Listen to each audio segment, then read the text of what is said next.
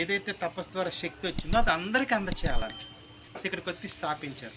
So ఇప్పుడు ఆయనకి ఇక్కడ ఆయన ముందు ఏంటంటే అక్కడ మీకు ఒక 7 రాళ్ళు ఉన్నాయి, ఒకదానికి ఒక మీద ఒకదాని ఒకటి శక్తిపీఠం అంటారు. ముందు దాంట్లో నిక్షిప్తం చేశారన్నమాట నాన్నగారు. మనకి మన దేవుళ్ళు ఎవరైతే ఉన్నారో రూపం లేకముందు ఎలాగుండేది, 3000 years 4000 years బ్యాక్ అప్పుడు దేవుడు ఎవరు ఇదే దేవతా విగ్రహాలు ఏమి ఉండేవి కాదట. అప్పుడు ఆ రాళ్ళే దేవతా విగ్రహాలు ఉండి అందులో నిక్షిప్తం చేస్తారనమాట. ఋషులందరూ కూడా ఆ రాళ్ళల్లో పెట్టుకొని నిక్షిప్తం చేసేవారు. అట్లా ఇక్కడ శక్తిపీఠం చూపిస్తారు అట్లా. సో ఇక్కడికి వచ్చినప్పుడు మెయిన్ ఏంటంటే గురు శిష్య సంబంధం ఎలా ఉంటుందంటే, నేను గురువుని, మీరు శిష్యుడు అనుకోండి. గురువు గారు నాకు ఇంకా ఇలా తలనొప్పి వచ్చిందంటే నీవు రా నా దగ్గరికి రా, నేను నీకు నేర్పిస్తాను, ఆ తలనొప్పి తగ్గించుకునే మార్గం ఏంటో చూపిస్తాను, అది నువ్వు చెయ్యి, అప్పుడు నీకు తలపొట్టు తగ్గుతుంది. ఇది గురు శిష్య సంబంధం. కానీ ఇక్కడ ఇది గురు శిష్య సంబంధం కాదు. ఆయన ఏమంటారంటే, నేను తండ్రిని, ఆధ్యాత్మిక తండ్రిని, మీరందరూ నా బిడ్డలు, మీరందరూ కూడా నా బిడ్డలు. సో బిడ్డ ఎప్పుడైతే మీకు తండ్రి అనగానే తండ్రి కొడుకుల మధ్యన సంబంధం ఎట్లా ఉంటుంది? మీ తండ్రి మీద మీకేం హక్కు ఉంటుంది చెప్పండి? అన్ని సర్వ హక్కులు ఉంటాయి. సో అది మీ హక్కు. ఇప్పుడు మనకి ఆధ్యాత్మిక తండ్రి నాన్నగారు. ఇప్పుడు మీరు బిడ్డ, ఎప్పుడైతే మీరు అడుగు పెట్టారో మీరు బిడ్డ. సో ఇప్పుడు నాన్నగారి మీద సర్వ హక్కులు మీవి. సో నాన్నగారి దగ్గర చైతన్యం ఉంది. సో బిడ్డగా మీరేం చేయాలి? అది మీ హక్కు, తీసుకోవడం మీ హక్కు, మీరు వచ్చి తీసుకోవాలి అంతే. ఆయన సంపాదిస్తున్నారు అనంత చైతన్యాన్ని, మీరు దాన్ని స్వీకరించండి వచ్చి. సో అందుకోసం అన్ని ఏర్పాట్లు ఇక్కడ నాన్నగారు చేయడం జరిగింది. సో వచ్చేటప్పుడు ఎలాగొస్తారు? డబ్బులు కానీ, పువ్వులు కానీ, పళ్ళు కానీ, ఏది కొబ్బరికాయ ఇలాంటివి ఏం పట్టరావద్దు, అసలు ఏం పట్టరావద్దు. మీరు ఒట్టి చేతులతో రండి, ఖాళీ చేతులతో రండి. ఇక్కడ ఎంత ఉంది? ఒక మహాసముద్రం ఉంది. దాన్ని మీరు ఎంత తీసుకెళ్తే అంత మీ చేతులు తీసుకెళ్ళిపోండి. అందుకే అక్కడ రాస్తారు చూడండి, ఒట్టి చేతులతో రండి, దైవ శక్తితో వెళ్ళండి. ఒట్టి చేతులతో రండి, మీరు ఏం పట్టరావద్దు. ఒక్క పైసా కాదు కదా, అసలు ఏది అవసరం లేదు. ఇక్కడ పువ్వు కానీ, పండ్లు కానీ, కొబ్బరికాయ కానీ ఏమొద్దు. సో మీ మనసే ఇక్కడ మీ పువ్వు, మీ బుద్ధి ఇక్కడ కొబ్బరికాయ. ఓకే, సో రండి, ఒట్టి చేతులతో రండి, దైవశక్తిని వెళ్ళండి. సో ఇక్కడ అది ఎలా రిసీవ్ చేసుకోండి? ఇప్పుడు చూడండి, మీరు సముద్రం ఉంది, సముద్రం దగ్గరికి సముద్రం నుంచి మీరు తెచ్చుకోవాలి. స్పూన్తో అనుకోండి ఎంత వస్తుంది మీకు?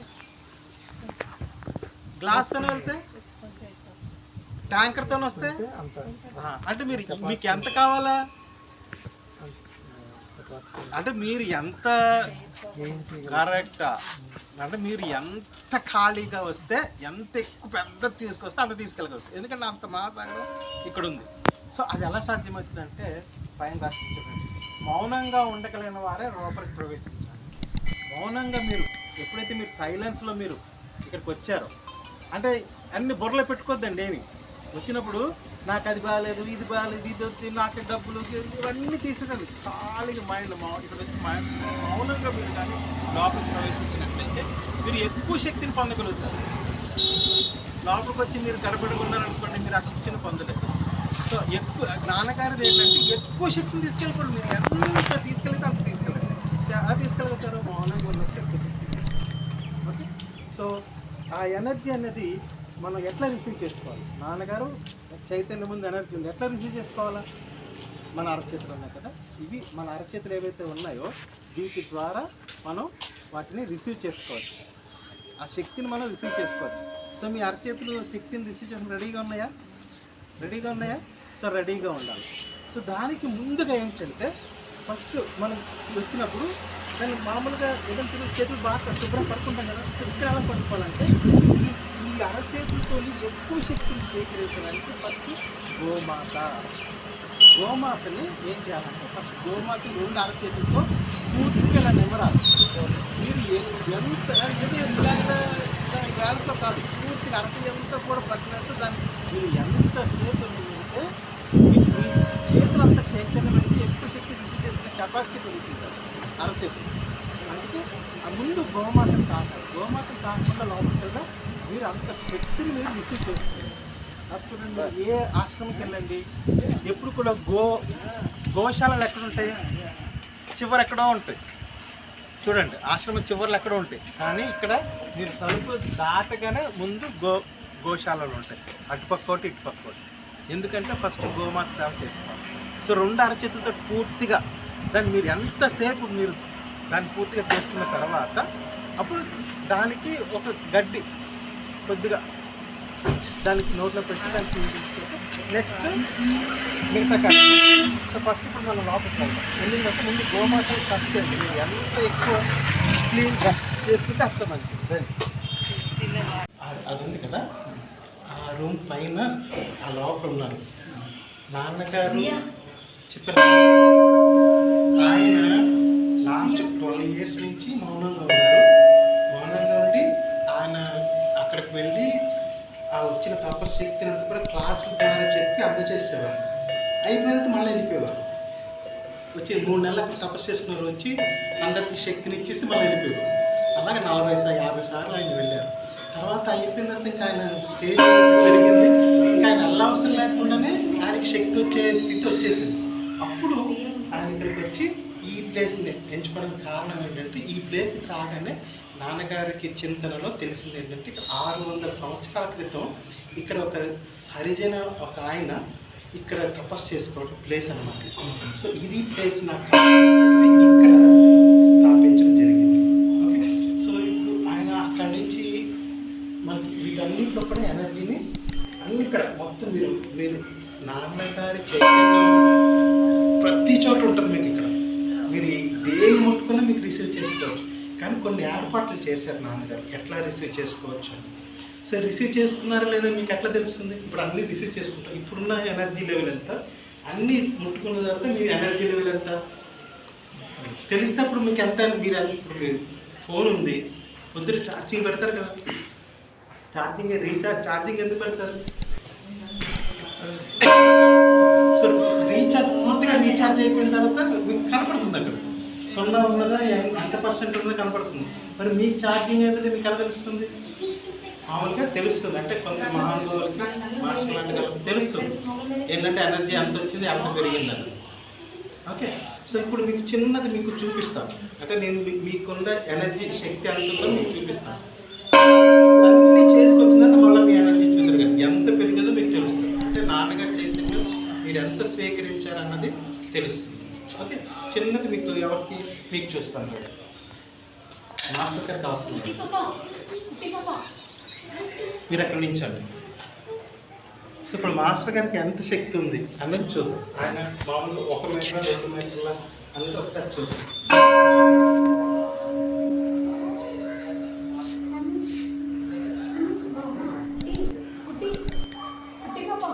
చూసారా, ఈయన ఆర ఇక్కడ ఉందన్నమాట. అంటే 1 మీటర్ ఆర ఉంది. ఓకే,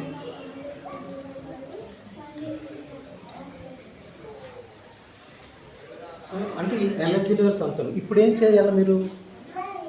మీరు నాన్నగారి చైతన్యాన్ని పూర్తిగా రిసీవ్ చేస్తారు. ఎంత రిసీవ్ చేసుకుంటే అంత మీ ఎనర్జీ పెరిగిపోతుంది కదా. సో ఎట్లా రిసీవ్ చేసుకోవాలి? ఇక్కడ అరచేతులు మనం గోమాతను తాకాం కదా. సో ఇక్కడ ఈ పాయింట్స్ ఉన్నాయి కదా, మన ఎనర్జీని రిసీవ్ చేసుకునే పాయింట్స్ అన్నమాట. ఇది అరచేతుల నుంచి మన ఎనర్జీ రిసీవ్ చేసుకోవచ్చు, వేరేకి ఇవ్వచ్చు. సో ఆ అరచేతుల్ని మనం రిసీవ్ చేసుకోవాలి. సో పూర్వకాలం చెప్పాను మీకు, ఇంతకుముందు ఆకారం లేనప్పుడు, దేవుని యొక్క ఆకారం లేనప్పుడు ఉట్టి రాళ్ళల్లో నిక్షిప్తం చేసేవారు అనమాట. ఋషులు తపస్సు చేసుకుని రాళ్ళల్లో నిక్షిప్తం చేసేవారు, అర్జెంటుగా అక్కడ పెట్టేవారు అనమాట. అది ఎలా పెట్టేవారు అంటే అక్కడ చూసారు కదా, అక్కడ మనకి 7 ఉన్నాయి చక్రాలు అన్నమాట. సో కింద 3 బేస్ కోసం పెట్టింది, అవి విడిచిపెట్టండి. కింద 3 ఉంటాయి, అవి విడిచిపెట్టండి. తర్వాతది దానిపైన ఉన్నది మూలాధార చక్రం. సో మూలాధార, స్వాధిష్టాన, మణిపూర, అనాహత, విశుద్ధ, ఆజ్ఞా చక్రాలు. ఒక్కొక్కరిని ఒక్కటి తాకాలి. సో ఇక్కడ ఎలా తాకాలి అంటే, ఎప్పుడు మీరు ఆరోగ్యంగా ఉంటారు అంటే మన శరీరంలో ఎనర్జీ ఎక్కడ స్టోర్ అవుతుంది? మన ఎనర్జీ ఎక్కడ స్టోర్ అవుతుందంటే మన చక్రాల్లో స్టోర్ అవుతుంది. చక్రాల్లో ఎనర్జీ ఆ ఎనర్జీ ఉంటుంది, అందరికీ ఉంటుంది. ఎలాగుంటుంది అంటే ఒక దాంట్లో తక్కువ ఉండొచ్చు, ఒక దాంట్లో ఎక్కువ ఉండొచ్చు. అంటే ఇంబ్యాలెన్స్గా ఉంటుంది ఎనర్జీ. అలా ఉండకూడదు. ఎప్పుడైతే మీకు ఇంబ్యాలెన్స్గా ఉందంటే, అంటే మూలాధార చక్రం ఎక్కువ ఉండి మణిపూరం తక్కువ ఉందనుకోండి, ఇంబ్యాలెన్స్ అనమాట. ఇంబ్యాలెన్స్గా ఉంటే మనకి ఏదో ఒక అనారోగ్యం ఉంటుంది.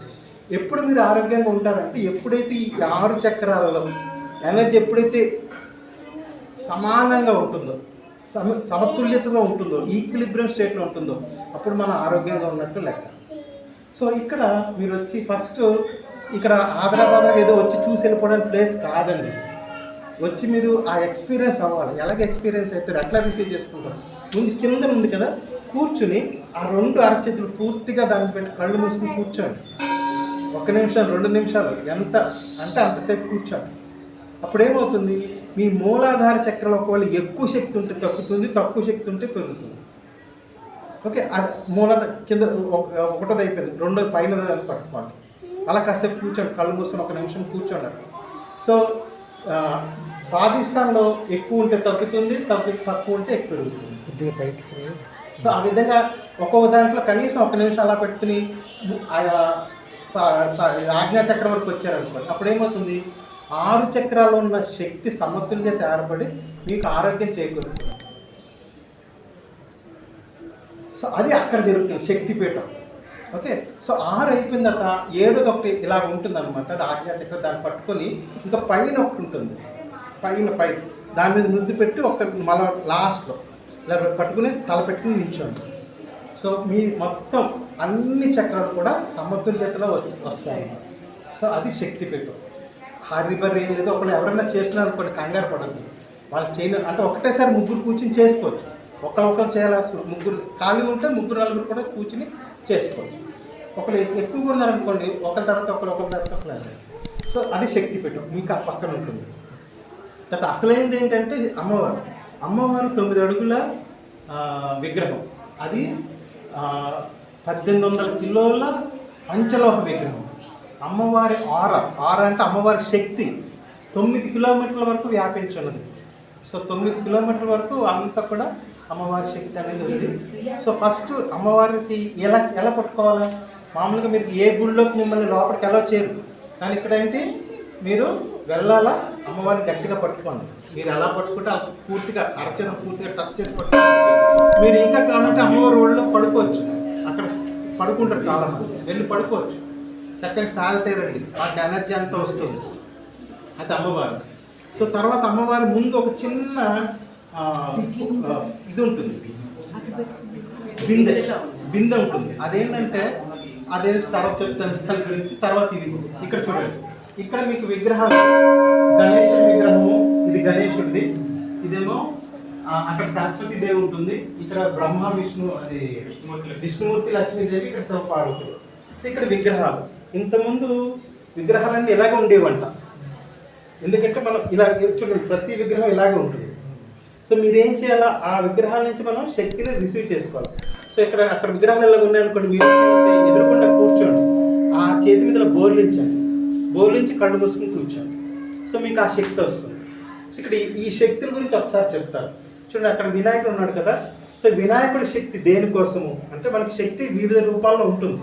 సో వివిధ రూపాల్లో శక్తి మీకు ఏ శక్తి కావాలో అన్నది చూడాలి. సో ఫస్ట్ మీరు ఎలాగున్నారంటే, మీరు ఒక షాప్ని ఓపెన్ చేయాలనుకుంటున్నారు. మీ మైండ్లో ఒకటి ఉంది ఏంటంటే, ఒక షాప్ పెడదాం అని ఉన్నది. కానీ ఆ ఉన్నది కానీ అడుగు ముందుకు పడట్ల, అది ఒక రూపానికి అది రావట్లేదు. అంటే మీకు ఆటంకాలు వచ్చేస్తాయి, మీరు ఎన్ని అనుకున్నారో. అప్పుడు గణేశుని శక్తి మీకు కావాలి అటువంటి పరిస్థితులు. అంటే నేను ఉదాహరణకి మీకు షాప్ అని చెప్పాను, మీరు ఏ పని ఉన్నా, మీరు ఒక పని ప్రారంభించాలనుకుంటున్నారు, ఆటంకాలు వస్తున్నాయి, మీరు ప్రారంభించలేకపోతున్నారు, అప్పుడు ఆ శక్తి మీకు అవసరం. సో అలాంటప్పుడు మీరు దాన్ని చేతికి పెట్టుకుని కూర్చోండి, ఆ శక్తి మీకు వస్తుంది. ఎప్పుడైతే మీకు ఆ శక్తి వచ్చిందో మీరు వెంటనే పనులు ప్రారంభించగలుగుతారు. ఓకే, సో మీరు స్టార్ట్ చేశారు, తర్వాత మీకు అది ఒక రూపానికి రావట్లేదు, ఆ షాపు అవ్వట్లేదు, అదొక రూపానికి రావట్లేదు. పనులు ప్రారంభించారు కానీ ఎంతకీ ఒక షేప్కి రావట్లేదు. అప్పుడు మీకు అవసరం అంటే మీ పని, నేను షాప్ని ఎగ్జాంపుల్ చెప్తున్నా కానీ పని, సో ఒక రూపాయికి రావట్లేదు. అప్పుడు మీకు కావాల్సిన శక్తి సరస్వతీదేవి. మీరు అక్కడ కూర్చొని అలా చేతులు పెట్టండి, మీకు ఆ శక్తి వస్తుంది.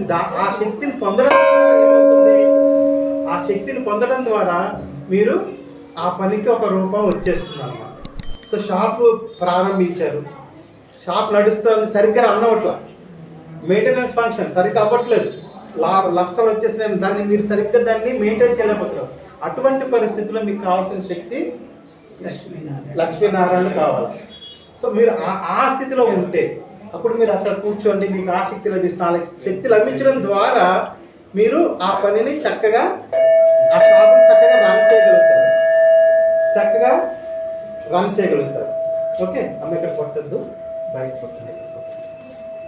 ఓకే, సో దాని తర్వాత మీరు షాప్ రన్ చేస్తారు, చక్కగా రన్ అవుతుంది. మధ్యలో కొన్ని నెగిటివ్ ఫోర్సెస్ యాడ్ అవుతుంటాయి, వాటిని అన్నింటినీ కూడా మనం తప్పించుకుని ముందుకెళ్ళాలి. అప్పుడు మీకు కావాల్సింది ఈ శక్తి. ఓకే,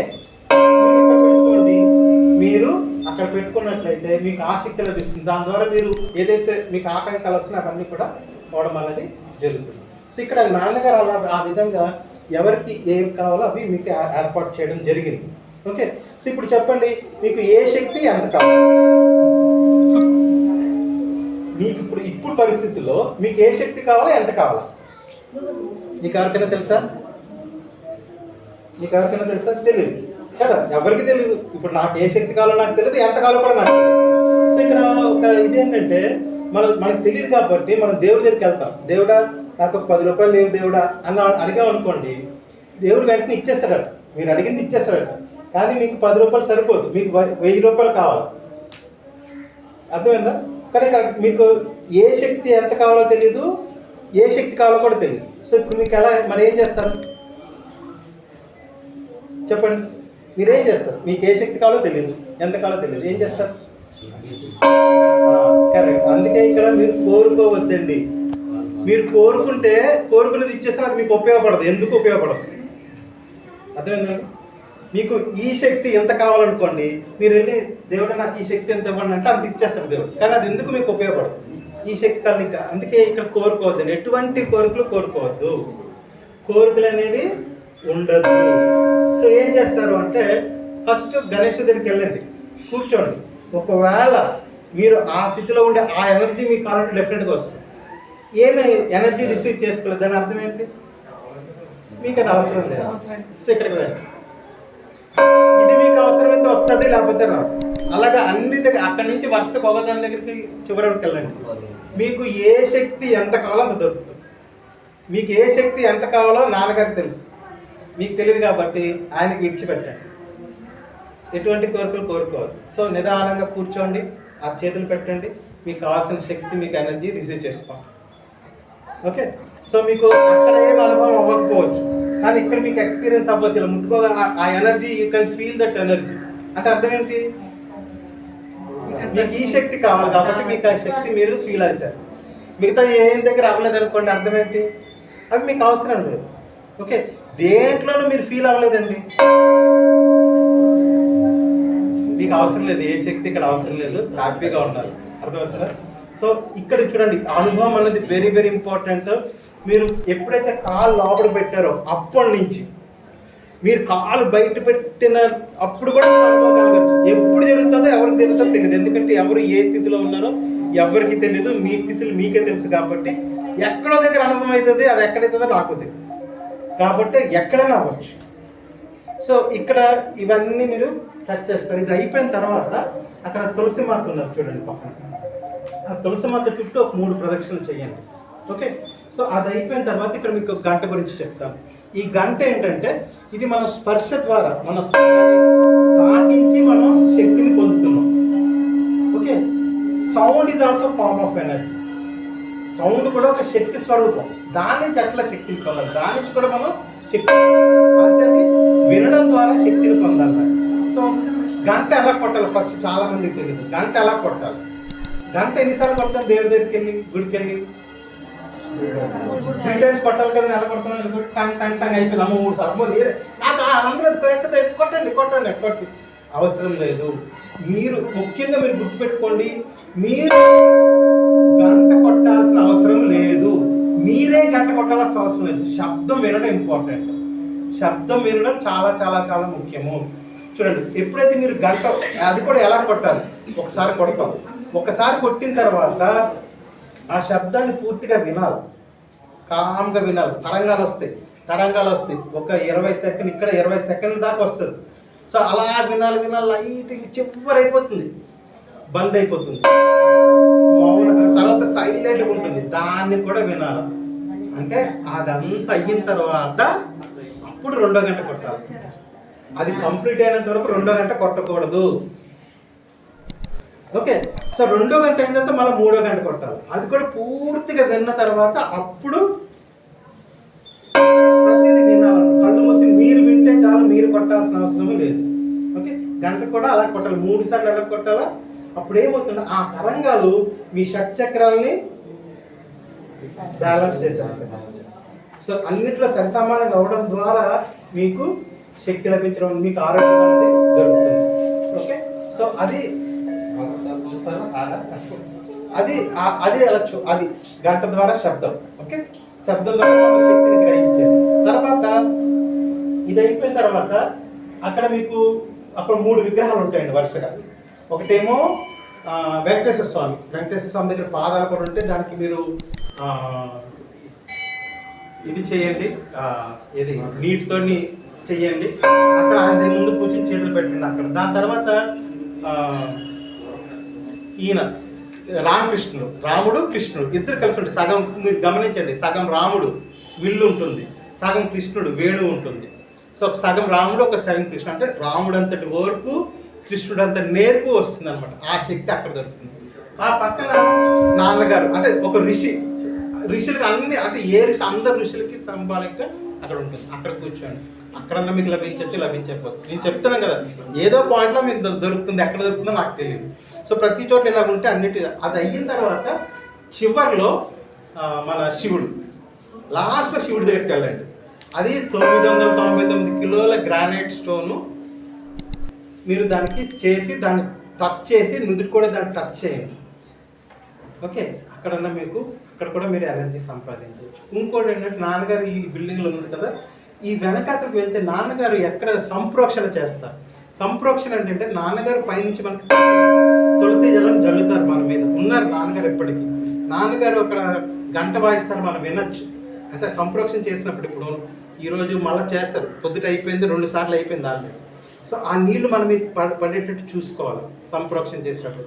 నాన్నగారు హారత వెలిగించి పెడతారు. అంటే అది ఎలాగంటే, భూమి మీద నిల్చున్నాం, పైన ఆకాశం ఉంది, నీరు జల్లుతారు, అగ్ని మనకి కనపడుతుంది చూడాలా, గంటం శబ్దం వినాలి. అంటే పంచభూతాల ద్వారా మనల్ని శుద్ధి చేయడం జరుగుతుంది. నాన్నగారు మనకు కనపడరు, నాన్నగారు కనపడాలని కూడా కోరుకోద్దండి దయచేసి. ఎందుకంటే ఆయన అజ్ఞాతంలోకి వెళ్ళిపోయిన తర్వాత నాకు కనపడండి అంటే అర్థం ఏంటి?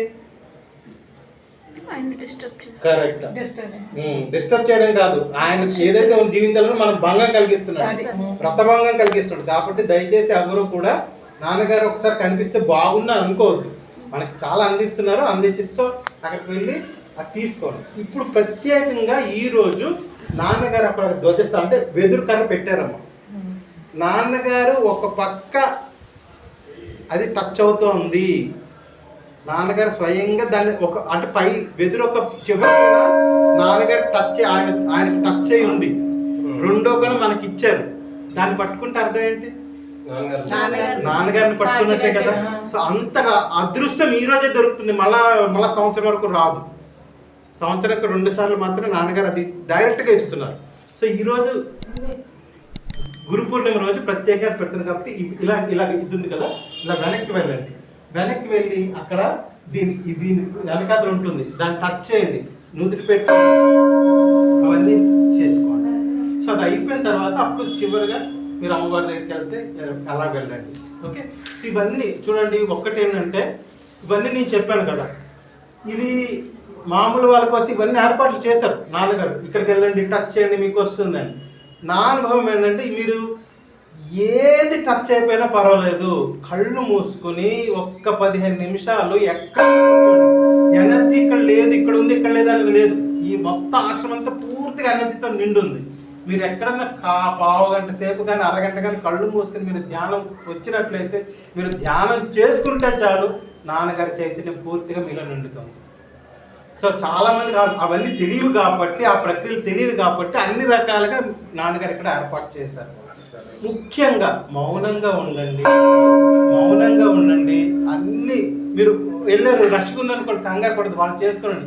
ఖాళీ అయినప్పుడు వెళ్ళండి, తిరగండి. అన్ని మీరు గంట సమయం తీసుకోండి, హర్రీ బర్రీ ఏమీ లేదు.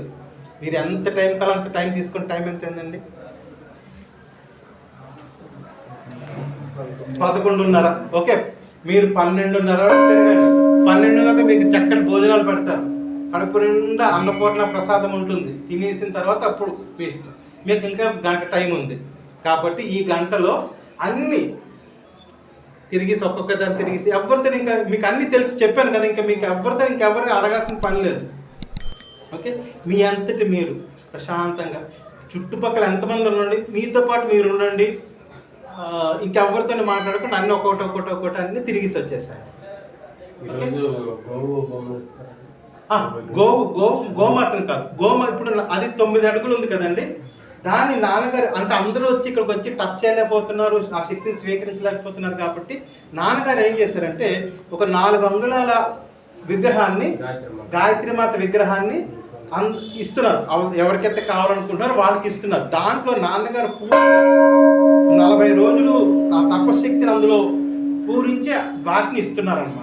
అవి ఎవరికైనా కావాలంటే తీసుకోవచ్చు ఆ గోమాతని, కాకపోతే ఎవరైనా తీసుకోవచ్చు, ఇస్తున్నారు.